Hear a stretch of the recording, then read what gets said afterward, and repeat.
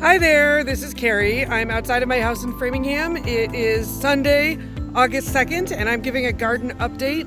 We have just returned from a week away, so stuff is really overgrown. We have a lot of weeds. We haven't had rain in a while, though it looks like it might rain soon, which would be very exciting. We could use the water. So I'll take you on a tour of my early August garden. We'll start with the flowers in the front, but before we do that, I want to show you the 4 berries we currently have producing in our yard. Red raspberries, blueberries, blackberries, and something new this year, a gooseberry, which has a very tart and yet quite delightful, refreshing berry taste. So these are our 4 berries, and I'll show you where they grow once we make it out to the backyard.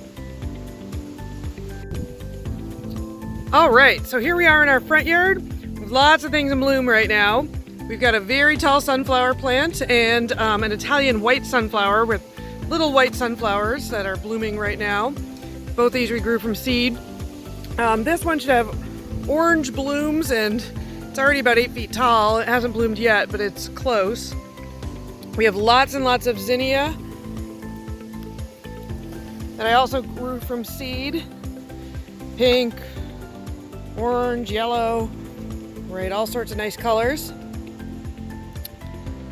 I've got some sedum that is just about to bloom and some dahlias that are already starting to bloom. The dahlias, I dig up the tubers each fall and then replant them in the spring. So here's a variegated sedum that I've got a couple of here. It has a kind of a whitish pink blossom and bees really like it. And it keeps blooming until fall, which is nice. Our pink obedient plants are just starting to bloom, so there's one of them. More zinnia. Right, you'll see we have a lot of patches of black-eyed Susan blooming around the yard. We also have some clusters of milkweed. They've already bloomed and now they've got these pods on them that will eventually dry out and form seed pods. If anyone would like any milkweed seed pods, please let me know. Milkweed's a great plant that attracts all sorts of pollinators, including monarch butterflies, which eat it when they're caterpillars. So I'm always happy to share it. We have a rose of Sharon with a really pretty blue-purple flower. Our hummingbirds in the area enjoy this plant very much. Our hydrangeas are mostly done. They had a nice blooming season. But our hardy hydrangeas have just started blooming and are doing great. So here's one of our hardy hydrangea plants. Right, we'll walk back over here. Our monarda is just about done for the season. We added a few clusters of liatris, which has a nice fuzzy purple flower. Butterflies and bees like it when it's blooming, and then yellow finches love to come eat the seeds after it's done blooming. Here we've got another nice sedum growing. We've got 2 butterfly bushes. Here's one right at the edge of our yard. And another. One flower that's doing really well this year is our cone flowers. We have a cluster out front and some out back. Bees love them, so here's a happy bee. There's another.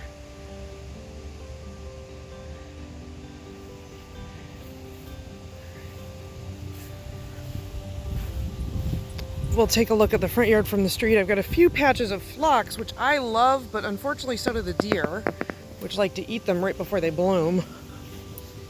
I snuck a few tomatoes into our flower garden. There's some right there.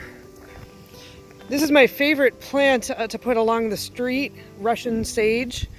I think it's really pretty. It's got a light purple flower, looks great in bouquets, but it tolerates some exposure to road salt very, very well. And everything along here attracts pollinators. So particularly when it's sunny, you see the hummingbirds, the butterflies, lots and lots of bees.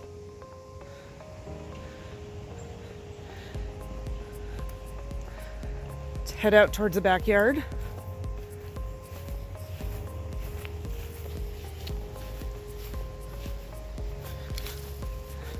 is an autumn joy sedum right here.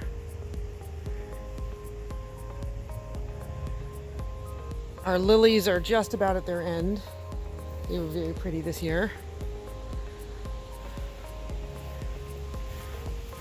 Our hostas did bloom. You generally grow hosta more for the foliage than the bloom, although they do have some pretty purple flowers for a few weeks when they do bloom.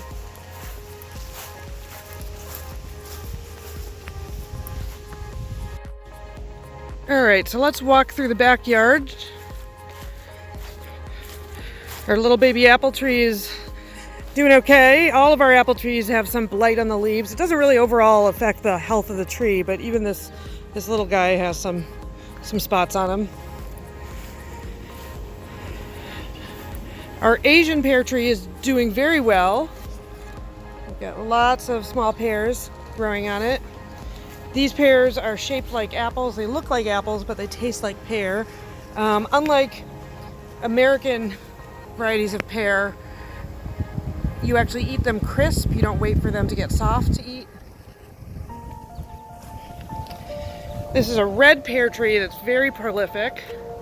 I think these are going to be ready actually fairly early this year because we've had so much heat and sun recently.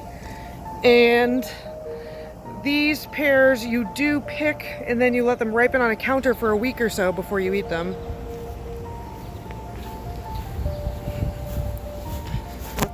Here's our grape arbor. We really trimmed this back. Adam cut down just about every vine growing off of it and it's regenerated very quickly. We do have some grapes doing okay. Let's see if I can zoom in on them. There's some of them. So they're green grapes. And they should be ready to harvest in a couple weeks.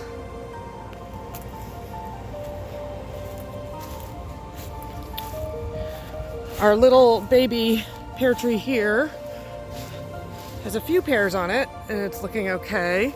Our showstopper right now in the backyard is our blackberry cluster. So this whole giant cluster of canes is our blackberries and they're just becoming ready to pick right now. It's very exciting because they're absolutely delicious.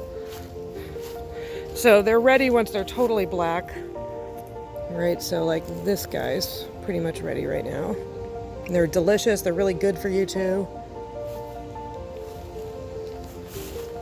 Our blueberries did really well this year. So the ones that are still producing, I've left some nets on. There's a few left otherwise. I'm about to harvest our potatoes, which again are doing very well. So you actually harvest potatoes when the plants at the top of the potato operation start turning yellow. So they're definitely ready. So you pull them out and then you dig around in the dirt and you find potatoes. So if I dig down, I'll find more, but that's just an example of what you find when you pull out the potatoes. These are a Yukon Gold variety of potato. Believe it or not, they're like a $2 bag of supermarket potatoes that I left out too long and they started growing shoots and I just put them in the ground and they're producing really well. But I should have a nice potato harvest later this week. Here's our apricot tree. Not producing any apricots, but in a year or two I think it will. More sunflowers in the backyard. Some herbs down here. We've got some Greek basil, some rosemary, some chives, some oregano. More coneflower, or echinacea is its proper name.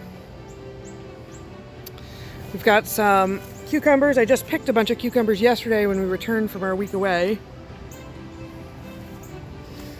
Our red raspberry and black raspberries are almost done. There's still a few popping up.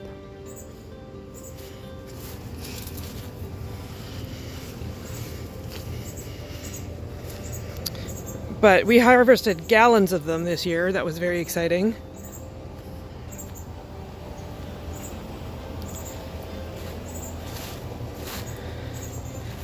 In the front part of our little veggie garden, we've got some rhubarb doing well. Here's a close-up of our gooseberry plants, which thus far have produced about 20 gooseberries, which are the first gooseberries I've ever eaten in my life, so that's exciting. right? The peas are now pretty much past their prime. Legumes enrich the soil, so I'm just letting them dry out on their vines here and not pulling them out until they're really done. And then I've got some green beans, right, that I harvested again yesterday when we came back from vacation that are doing really well.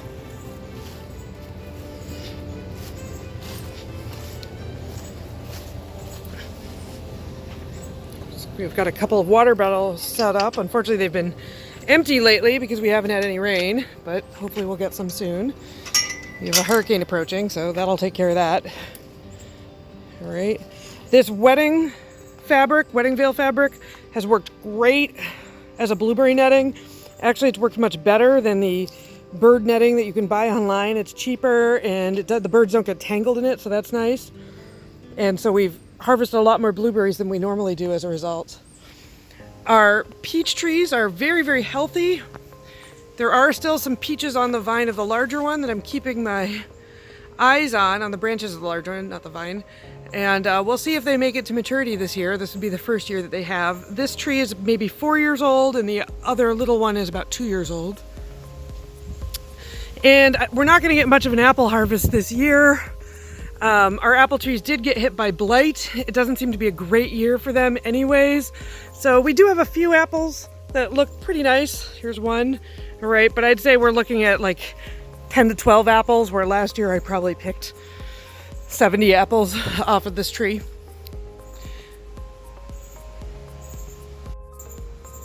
So that's the end of our August 2nd garden tour. Thanks for tuning in and seeing a little bit of our front and backyard in Framingham. And hope all of you are well and healthy, and thanks for watching.